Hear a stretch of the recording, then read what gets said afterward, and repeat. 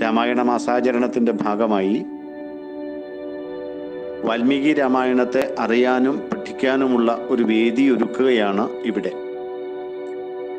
ശ്രദ്ധയോടുകൂടി രാമായണത്തെ പഠിക്കുകയും രാമായണത്തിലെ ജീവിത സന്ദേശങ്ങളെ സ്വജീവിതത്തിൽ പകർത്തുകയും ചെയ്യുക എന്ന ഉദ്ദേശത്തോടു കൂടി സത്സംഗമ നടത്തുന്ന ഈ പഠന ക്ലാസ്സിലേക്ക് നല്ലവരായ എല്ലാ കുടുംബാംഗങ്ങളെയും സ്നേഹപൂർവം പ്രേമപൂർവം സ്വാഗതം ചെയ്യുന്നു.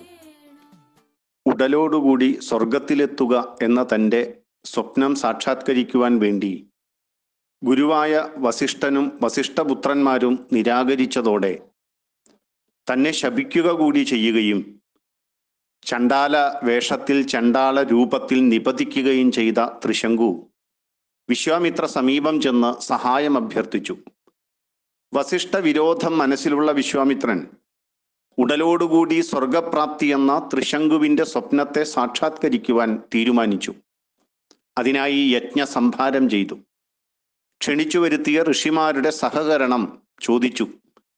ക്ഷിപ്രകോപിയായ വിശ്വാമിത്രന്റെ ആഗ്രഹത്തിന് വിരുദ്ധമായി പറയാൻ സാധിക്കാത്ത മഹർഷിമാർ ത്രിശങ്കുവിനെ ഉടലോടെ സ്വർഗത്തിലെത്തിക്കുക എന്ന വിശ്വാമിത്ര ആഗ്രഹത്തിനനുസരിച്ച് മാമുനിമാരെല്ലാവരും അവരവരുടെ സമ്മതം അറിയിച്ചു.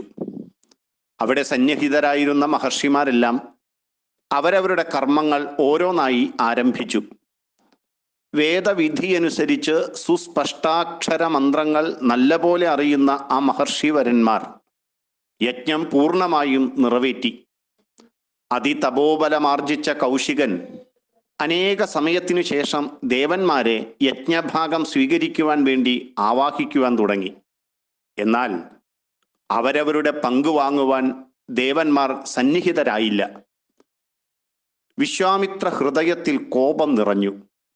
വല്ലാത്ത അരിശത്തോടെ വിശ്വാമിത്രൻ പറഞ്ഞു, ഹേ മഹാരാജാവേ ത്രിശങ്കു, ഞാൻ സമ്പാദിച്ച തപസ്സിന്റെ ശക്തി കാണും. ഈ ശരീരത്തോടു കൂടി തന്നെ അങ്ങയെ ഞാനിതാ സ്വർഗത്തിലേക്ക് അയക്കുന്നു. ഭൂപാലക, ദുഷ്പ്രാപ്യമായ വിണ്ണിലേക്ക് കയറിയാലും ഞാൻ ഇന്നുവരെ സമ്പാദിച്ച തപസ്സിന് ഫലമുണ്ടെങ്കിൽ അങ്ങ് ഇതേ നിലയിൽ സ്വർഗത്തിലേക്ക് പോയാലും. മാമുനി ഇത്രയും പറഞ്ഞു തീർന്നപ്പോഴേക്കും ത്രിശങ്കു എല്ലാ തപോധനന്മാരും നോക്കി നിൽക്കെ സ്വർഗത്തിലേക്ക് ഉയരുവാൻ തുടങ്ങി. വിണ്ണുലകത്തിലേക്ക് അടുത്തു ചെല്ലുന്ന ത്രിശങ്കു മഹാരാജാവിനെ കണ്ട ദേവേന്ദ്രൻ ഉച്ചത്തിൽ വിളിച്ചു പറഞ്ഞു, ത്രിശങ്കു, മടങ്ങിപ്പോകുക. നാഗലോകവാസത്തിനങ്ങ് അർഹനല്ല. ഗുരുശാപം കൊണ്ട് ഹതനായി തീർന്നിരിക്കുന്നു അങ്ങ്.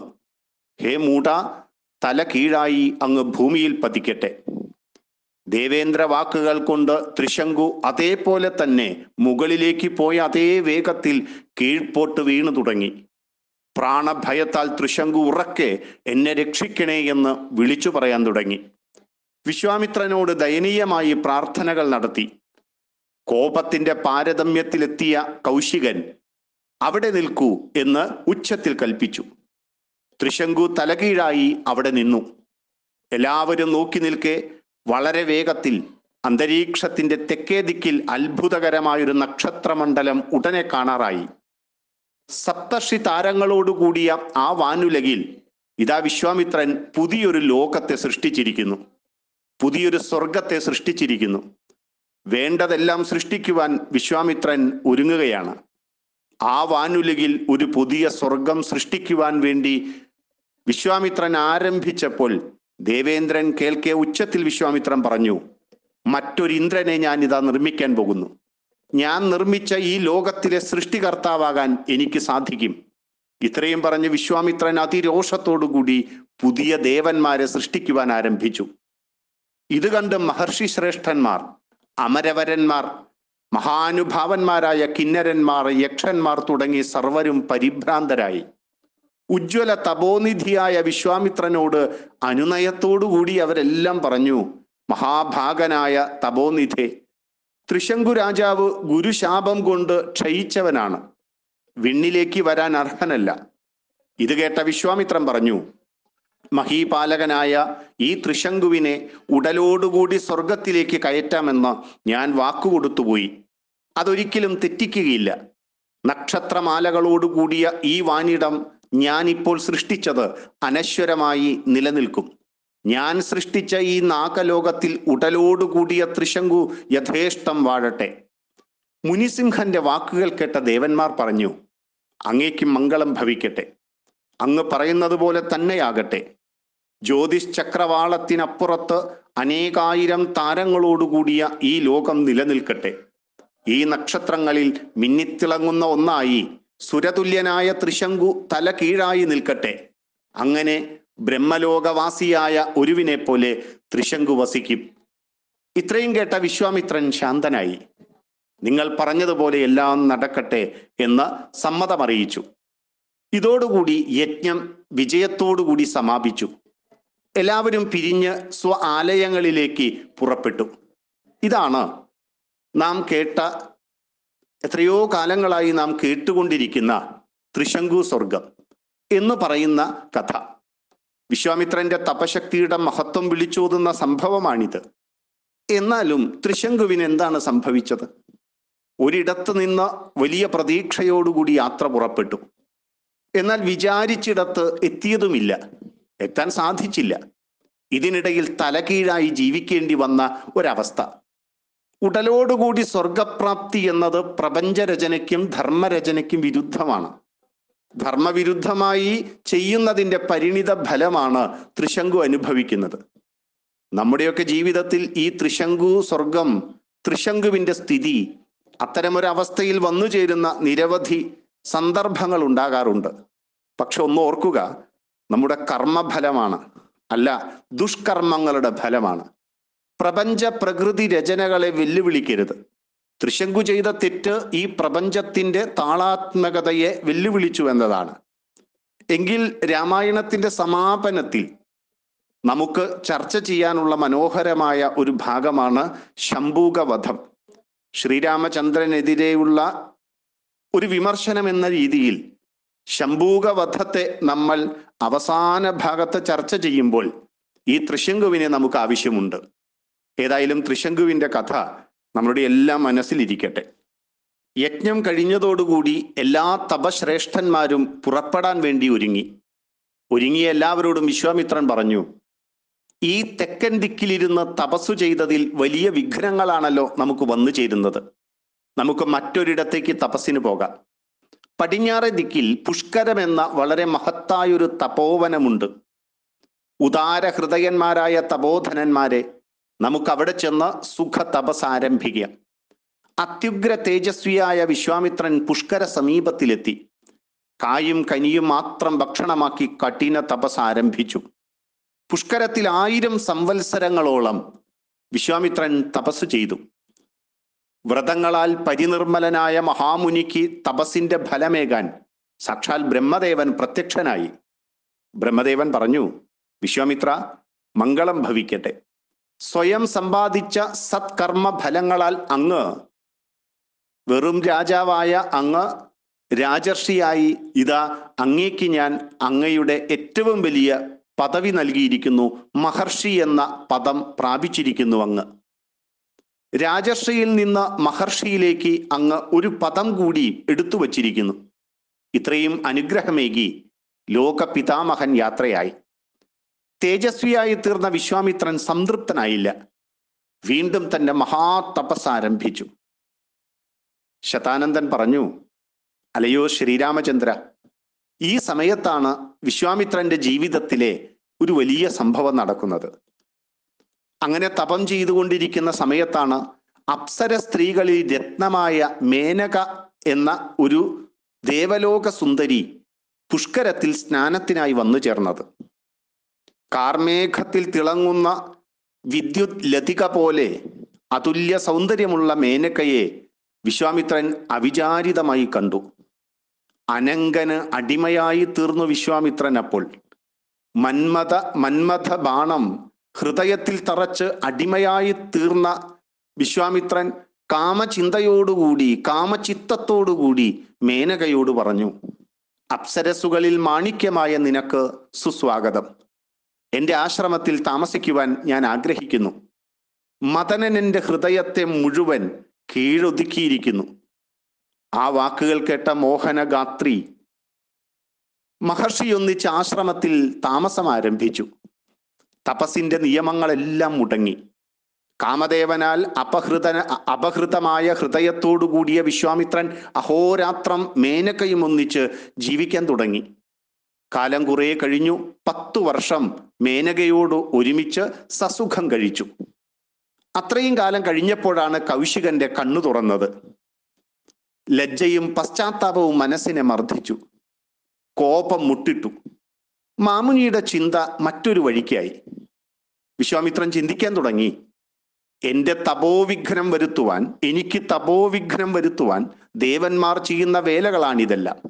ഒരൊറ്റ രാവും പകലും പോലെയാണ് 10 വർഷം കഴിഞ്ഞു പോയത്. കാമഭ്രാന്തിൽപ്പെട്ട എൻ്റെ തപോ നിയമങ്ങളെല്ലാം മുടങ്ങിയിരിക്കുന്നു. പശ്ചാത്താപമാകുന്ന തീച്ചൂളയിൽ വേവുന്ന ഹൃദയത്തോടുകൂടി നീണ്ട നെടുവീർപ്പുകളോടെ നിൽക്കുന്ന മഹർഷി വര്യന്റെ മുന്നിൽ മേനക പേടിച്ചരണ്ട് നിന്ന് കൈകൂപ്പി. ഭയത്താൽ ശരീരം കിടുകിട വിറയ്ക്കുന്ന ദേവസ്ത്രീ രത്നത്തെ നല്ല വാക്കുകൾ കൊണ്ട് സമാധാനിപ്പിച്ച് പറഞ്ഞയച്ചു വിശ്വാമിത്രൻ. തൻ്റെ തെറ്റിനെ ബോധിച്ചു. പുഷ്കരത്തെ അങ്ങനെ വെറുക്കുകയാണ് വിശ്വാമിത്രൻ. പുഷ്കരത്ത് നിന്ന് യാത്രയായി. വടക്ക് ഭാഗത്തുള്ള മാമലയിലേക്കാണ് അവിടെ നിന്ന് പോയത്. ബ്രഹ്മചര്യം ഉറപ്പിച്ച് വിജയത്തിനാഗ്രഹിക്കുന്ന വിശ്വാമിത്രൻ കൗശികി നദീതീരത്ത് അത്യുഗ്രമായ തപസ് തുടങ്ങി. അസാധാരണമായി തീർന്ന തപസ്. ആണ്ടുകൾ ഓരോന്നായി പറന്ന് ഭൂതകാലത്തിൽ ലയിച്ചു. 1000 പൂർണ്ണമായി. 1000 വർഷത്തെ തപസ് കഴിഞ്ഞപ്പോൾ ദേവന്മാർ ഭയപ്പെട്ട് ഒരുമിച്ച് ചേർന്ന് ആലോചന തുടങ്ങി. ബ്രഹ്മാവ് ദേവന്മാരെയും കൂട്ടി വിശ്വാമിത്ര സമീപം വന്നു പറഞ്ഞു, മഹർഷി വര്യനായ വിശ്വാമിത്ര, കൊടും തപസ്സിനാൽ ഞാനിതാ സംപ്രീതനായിരിക്കുന്നു. ഹേ കൗശിക, മഹത്വവും ഋഷിമുഖ്യത്വവും ഞാനിതാ തരുന്നു. ബ്രഹ്മദേവന്റെ അനുഗ്രഹം കേട്ട വിശ്വാമിത്രൻ തൊഴുത് നമസ്കരിച്ച് സന്തോഷമോ സന്താപമോ ഇല്ലാതെ പറഞ്ഞു, അല്ലയോ ബ്രഹ്മദേവ, ഇതിനല്ല ഞാൻ തപം ചെയ്തത്. അതുല്യമായ ബ്രഹ്മർഷി ശബ്ദം അവിടത്തെ തിരുമുഖത്ത് നിന്ന് ഉയർന്നുവെങ്കിൽ ഞാൻ കൃതാർത്ഥനായി, ഇന്ദ്രിയ വിജയം സമ്പാദിച്ചവനായി. അതുകൊണ്ട് എനിക്ക് അതുല്യമായ ബ്രഹ്മർഷി പദവിയാണ് വേണ്ടത്. ഇത് കേട്ട് ബ്രഹ്മാവ് പറഞ്ഞു, ഇന്ദ്രിയങ്ങളെ പരിപൂർണമായി വിജയിക്കുവാൻ ഉണ്ണിക്ക് സാധിച്ചിട്ടില്ല. മുനിവ്യാഘ്രനായ നീ വീണ്ടും തപം ചെയ്യൂ, തപസ് ചെയ്യൂ. ഇത്രയും പറഞ്ഞ് ബ്രഹ്മാവ് യാത്രയായി. ബ്രഹ്മാവ് പോയതിനു ശേഷം തൻ്റെ ലക്ഷ്യപ്രാപ്തിക്കായി വിശ്വാമിത്രൻ തുടർന്ന തപസ് അതിഘോരമായിരുന്നു. കൈകൾ ഉയർത്തി നിരാലംബനായി വായു മാത്രം ഭക്ഷിച്ചാണ് ആരംഭിച്ചത്. കൊടും വേനൽ വരുമ്പോൾ പഞ്ചാഗ്നി മധ്യത്തിൽ നിന്നുകൊണ്ട് തപസ്. വർഷക്കാലത്ത് തുറന്ന സ്ഥലത്ത് നിന്ന് തപസ്. ശിശിരത്തിൽ ജലമധ്യത്തിൽ. ഇങ്ങനെ വർഷങ്ങൾ ഓരോന്നായി കഴിഞ്ഞു 1000 സംവത്സരവും കഴിഞ്ഞു. വിശ്വാമിത്രന്റെ മഹാതപസ് വാനവരെയും വാസവനെയും വല്ലാതെ പരിഭ്രമിപ്പിച്ചു. ദേവന്മാരോടുകൂടിയ ഇന്ദ്രൻ ആ മഹാതപസ് ഇല്ലാതാക്കുവാൻ, നശിപ്പിക്കുവാൻ വേണ്ടി ദേവസുന്ദരിയായ രംഭയെ സമീപിച്ചു. ആത്മഹിതവും കൗശികന് അഹിതവുമായ വാക്കുകൾ കൊണ്ട് ഇപ്രകാരം വാസവൻ ദേവേന്ദ്രൻ രംഭയോട് പറഞ്ഞു, താരസുന്ദരിയായ രംഭേ, ഏറ്റവും മഹത്തായൊരു ദേവകാര്യം ഉടനെ ചെയ്യേണ്ടതുണ്ട്. എങ്ങനെയെങ്കിലും വിശ്വാമിത്രനെ പ്രലോഭിപ്പിച്ച് കാമാവേശമുണ്ടാക്കണം. ദേവേന്ദ്ര നിർദ്ദേശം കേട്ട രംഭ ലജ്ജിച്ച് തല താഴ്ത്തി തൊഴുതുകൊണ്ട് പറഞ്ഞു, തമ്പുരാനെ, അമരേന്ദ്ര, മഹാമുനിയായ വിശ്വാമിത്രൻ അതിഘോരനാണ്. ഏതൊരുവനും തടുക്കാൻ കഴിയാത്ത കോപം എൻ്റെ നേരെ അയച്ചേക്കും, സംശയമില്ല. അത്രമാത്രം ഭയമുള്ള എന്നിൽ അവിടുന്ന് പ്രസാദിക്കണേ. എന്നെ ഇതിനായി തീരുമാനിക്കരുത്. പേടിച്ചു വിറയ്ക്കുന്ന രംഭയോട് ദേവേന്ദ്രൻ വീണ്ടും പറഞ്ഞു, രംഭേ, ഭയപ്പെടേണ്ട, നിനക്ക് മംഗളമുണ്ടാകട്ടെ. എൻ്റെ നിർദ്ദേശം അനുസരിക്കൂ. മധുരമോഹനമായ മധുമാസം ആശ്രമ പരിസരത്ത് ഇതാ എത്തിക്കഴിഞ്ഞിരിക്കുന്നു. പുഷ്പപരിഭൂഷിതങ്ങളായ മാമരക്കൊമ്പുകളിലിരുന്ന് ഹൃദയഹാരികളായ ഗാനങ്ങളെ കുയിലുകൾ ആലപിക്കും. കന്ദർപ്പനോടുകൂടി ഞാൻ നിന്റെ സഹായത്തിന് എപ്പോഴും സമീപത്തുണ്ടായിരിക്കും. കമനീയാംഗിയായ നീ ഒന്നുകൂടി അലങ്കരിക്കൂ. അതുല്യമായ സൗന്ദര്യം 10 ഇരട്ടിയായി പ്രശോഭിക്കട്ടെ. കൊടും തപസ്സിലിരിക്കുന്ന കൗശികന്റെ ഹൃദയം ചഞ്ചലമാകണം നിന്നെ കാണുമ്പോൾ. ദേവേന്ദ്രന്റെ നിർദ്ദേശം രംഭയെ അല്പം ആശ്വസിപ്പിച്ചു. ആ ദേവലളിത അലങ്കാരങ്ങളെ കൊണ്ട് സർവാംഗമോഹിനിയായി മൃദുമന്ദഹാസം പൊഴിച്ചുകൊണ്ട് വിശ്വാമിത്ര മുനിയുടെ സമീപത്തെത്തി. കോകിലങ്ങളുടെ മധുരഗാനം കേട്ട് ഗാന്ധീപുത്രന്റെ ഹൃദയം കുളിർത്തു. സംതൃപ്ത മനസ്സോടുകൂടി കണ്ണുകൾ തുറന്നപ്പോൾ കൗതുകത്തോടുകൂടി തൻ്റെ മുന്നിൽ നിൽക്കുന്ന ദേവസുന്ദരിയായ രംഭയെ നോക്കി. അലൗകിക സൗന്ദര്യമാർന്ന രംഭയുടെ ദർശനം, അതിനു മുമ്പ് ഒരിക്കലും കേട്ടിട്ടില്ലാത്ത അമേയ സൗന്ദര്യമുള്ള കുയിൽനാദം. കൗശികന്റെ മനസ്സിൽ എന്തൊക്കെയോ ചില സംശയങ്ങൾ ഉണ്ടാകാൻ തുടങ്ങി. ഉടനെ മനസ്സിനെ ഏകാഗ്രമാക്കി ഈ കാണുന്നതൊക്കെ എന്താണ് എന്ന് ചിന്തിക്കാൻ തുടങ്ങി. ഉടനെ മനസ്സിലായി ഇതെല്ലാം ദേവേന്ദ്രന്റെ വേലകളാണ്. വ്യക്തമായി മനസ്സിലാക്കി കഴിഞ്ഞപ്പോൾ കോപാഗ്നിയാളിക്കത്തി വായിൽ നിന്ന് ശാപവാക്കുകൾ പുറപ്പെട്ടു. രംഭേ, കാമത്തെയും ക്രോധത്തെയും ജയിക്കുവാൻ ആഗ്രഹിക്കുന്ന എന്നെ വഞ്ചിച്ച നീ ഒരു കരിമ്പാറയായി തീരട്ടെ. 1000 ആണ്ടുകൾ ഈ നിലയിൽ കഴിഞ്ഞാൽ തപോബലമുള്ളവനും അതിതേജസ്വിയുമായൊരു ബ്രാഹ്മണ ശ്രേഷ്ഠൻ എൻ്റെ ശാപത്തിൽ നിന്ന് നിന്നെ കരകയറ്റും. രംഭ ഒരു പാറയായി രൂപം കൊണ്ടു. വിശ്വാമിത്ര ഹൃദയം ഉടനെ അടലാഴിയിലേക്ക് മുങ്ങിപ്പോയി. ഇതുവരെയായിട്ടും എനിക്കെൻ്റെ ക്രോധത്തെ വിജയിക്കുവാൻ സാധിക്കുന്നില്ലല്ലോ. അമരനാഥനും മാരദേവനും കോപിഷ്ഠനായ താപസനെ കണ്ടപ്പോൾ, വിശ്വാമിത്രനെ കണ്ടപ്പോൾ തന്നെ ഓടി ഒളിച്ചു. വിശ്വാമിത്രൻ ചിന്തിക്കാൻ തുടങ്ങി. ഞാൻ അരിശത്തിന് അടിമയായിരിക്കുന്നു, അരിശത്തിന് അടിമപ്പെട്ടിരിക്കുന്നു. തപോനാശം സംഭവിച്ച കൗശികന് ഇന്ദ്രിയ നിഗ്രഹം സാധിക്കാത്തതിനാൽ മനസമാധാനം കിട്ടിയില്ല. വിശ്വാമിത്രൻ അവിടെ നിന്നുകൊണ്ടൊരു ഉറച്ച തീരുമാനമെടുത്തു. എന്തു വന്നാലും മേലിൽ ഞാൻ ഇനി കോപിക്കുകയില്ല. അതിനുവേണ്ടി ഇന്നു മുതൽ ഞാൻ ആരോടും ഒരു വാക്കുപോലും ഉരിയാടുന്നതല്ല. അല്ലെങ്കിൽ ഞാൻ എൻ്റെ ശ്വാസം കൂടി ഇനി നിയന്ത്രിക്കാൻ പോകുകയാണ്. തപസ്സുകൊണ്ട് ബ്രാഹ്മണ്യം സിദ്ധിക്കുന്നത് വരെ മൗനത്തിൽ ശ്വാസോച്ഛ്വാസവും ഭക്ഷണവുമില്ലാതെ അനേകം സംവത്സരങ്ങൾ ഏകാഗ്രചിത്തനായി ഞാനിതാ വസിക്കുമെന്ന് തീരുമാനിക്കുന്നു. എൻ്റെ അവയവങ്ങൾക്ക് ഒരു തരത്തിലുള്ള ക്ഷയവും സിദ്ധി സമ്പാദിച്ചതുകൊണ്ട് ഉണ്ടാകുന്നതല്ല. ഈ ദൃഢപ്രതിജ്ഞയിൽ 1000 വർഷക്കാലം വിശ്വാമിത്രൻ തപസ് ആരംഭിച്ചു. 1000 വർഷം കഴിഞ്ഞു. വിശ്വാമിത്രന്റെ തപസ്, അതിഘോരമായ തപസ്സിൽ ഭൂമിയാകെ വെന്തുരുകാൻ തുടങ്ങി. ദേവലോകത്ത് ദേവന്മാർക്കാർക്കും ഇരിക്കപ്പൊറുതിയില്ലാതായി.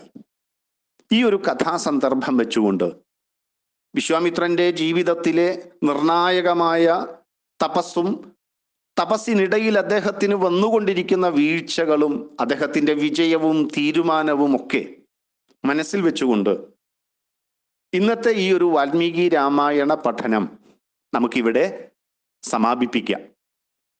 എല്ലാ ദിവസവും പറയുന്നത് വീണ്ടും പറയട്ടെ, ശ്രദ്ധയോടുകൂടി രാമായണത്തെ പഠിക്കാൻ ആരംഭിക്കുക. നമ്മുടെ ജീവിതത്തിന് വേണ്ടിയിട്ടുള്ള നിരവധി മുഹൂർത്തങ്ങളെ ചേർത്ത് വച്ച ആ രാമായണ കഥ വളരെ ശ്രദ്ധയുണ്ടെങ്കിലേ നമുക്ക് മനസ്സിലാക്കിയെടുക്കാൻ സാധിക്കൂ. അതിനുള്ളൊരു സമയമായി തീരട്ടെ ഇന്നത്തെ നമ്മളുടെ രാമായണ പഠന ക്ലാസ്. എല്ലാവർക്കും സർവത്ര മംഗളം ഭവിക്കട്ടെ എന്ന പ്രാർത്ഥനയോടുകൂടി നന്ദി, നമസ്കാരം.